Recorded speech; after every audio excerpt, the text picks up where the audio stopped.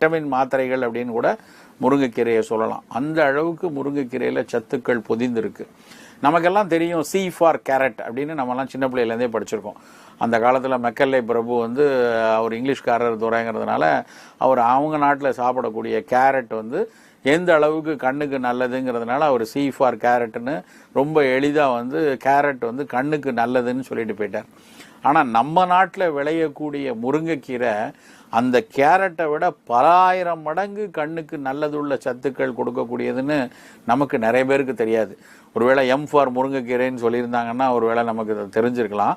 அந்த அளவுக்கு முருங்கைக்கீரை மிக மிக உயர்ந்த கண்ணுக்கு பலன் தரக்கூடிய ஒரு கீரை. கண்களுக்கு வந்து ஒரு நல்ல சத்துக்கள் வேணும்னா பீட்டா கரோட்டீன்ஸ் அப்படின்னு ஒரு சத்து வேணும்.